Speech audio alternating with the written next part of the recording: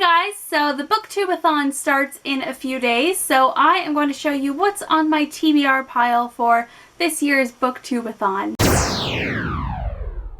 So it is my goal to complete every single reading challenge this year. I'm not 100% sure if I'll be able to do it, but that is my goal. So the first reading challenge is to read a book with pictures. So the book that I chose for this is Alice's Adventures in Wonderland by Lewis Carroll, and this is the beautiful / creepy illustrated edition. So there's lots of pictures throughout the book. The second challenge is to start and finish a series. Now, I knew that it was really unrealistic to read a series that had A, more than 3 books, and B, a series of books that consist of over like 300 pages each. So I went with a duology, and the first book is called Don't Expect Magic by Kathy McCulloch, and I chose this because it's pretty short, and yeah, I've just been wanting to read it since I bought it a couple of months ago, and I just haven't gotten around to it. So I actually don't own the second book in this duology, which is called Who Needs Magic? And I'm not going to go out and buy it just to complete the challenge. I'm only going to buy it if I really liked this book and I want to continue on and finish the duology. Just letting you guys know that I may or may not finish this challenge based on if I like this book, but it sounds really cute. It's about a girl who finds out that she is destined to be a fairy godmother, and I've never read a book about fairy godmothers before. Like, you hear about vampires and werewolves and witches, but you never really hear about fairy godmothers, so I thought it was interesting. And again, it's really short, so I can easily complete this book in one day. So I'm planning on starting the week off with this book. So on Monday, like Sunday or Monday. Does it start on Sunday or Monday? It starts on Sunday, doesn't it? I can't remember. Whatever day the Booktubeathon starts is when I'm going to start this book and hopefully finish it that day. And then that gives me a week to order it, because when I order from Chapters online, usually takes like 1 to 2 business days to get to me. So that gives me lots of time to order the second book if I like it. So this book actually completes the next challenge, which is read a book with red on the cover. So the little plastic crate that she's sitting on is red, so that is perfect. The next challenge is a book that someone else picks out for you. So what I did for this was I took a picture of like 10 books spread out on my bed, and I sent it to a friend and I said, pick one of these books for me to read, and he chose Being Friends with Boys by Tara Elon McVoy. I'm excited to read it. It's about this girl who is friends with these 2 guys, and they just kind of see her as like one of the guys. They're not attracted to her, they don't like her in that way or anything. And then a new guy comes into their school and he sees her in that way. He likes her and he's attracted to her. And then it kind of starts this drama where her guy friends are like, hey, I see where he's going with this. I kind of like her too. It's not super long, so it should be a pretty quick read for me. The next challenge is a book from a genre that you've read the least of this year, and that for me was a toss-up between nonfiction and classic. I ended up going with classic, so that is where Alice's Adventures in Wonderland come in again. This is going to double up for 2 challenges for me because, yeah, why not? Now, I did also pick out a nonfiction book for my TBR pile.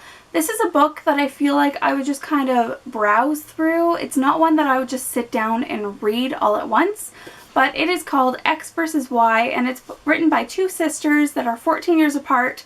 So one sister is from Generation X and the other sister is from Generation Y. And I think that the difference between various generations is really interesting, and I am personally part of Generation Y. But I love a lot of things that were in Generation X's culture. Like, I love 80s movies like The Breakfast Club and like any Brat Pack movie I love. So I think this will be a really interesting book for me. And the cover is really what caught my eye. It has these like little circles with things written in for each generation, and then where the circles cross over, those are things that are kind of important to both generations. So I think that's really interesting. And the whole book is just like TV, movies, fashion, music, and it's just these 2 sisters writing up about their own generation's experiences with various things, and I think it just sounds really interesting. So this is something that I'm going to flip throughout the week. I don't know if I'll like finish it, but it is one that I'm going to slowly read. Maybe if I don't feel like reading one of the books that I picked out, I'll pick up this instead and give it a go. The next challenge is a book to movie adaptation, and this one, a lot of people are going to be shocked that I have not read it, but that's what this Booktube-A-thon is for, is to make a dent in your TBR pile. And that book is The Perks of Being a Wallflower by Stephen Chbosky, and this is a really, really short book, so this will easily be able to be read in one day, and then I can watch the movie that day as well.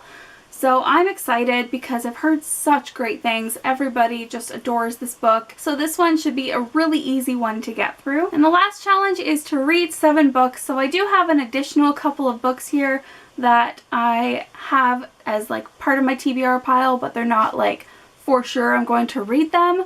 But the first one is 40 Things I Want to Tell You by Alice Coopers.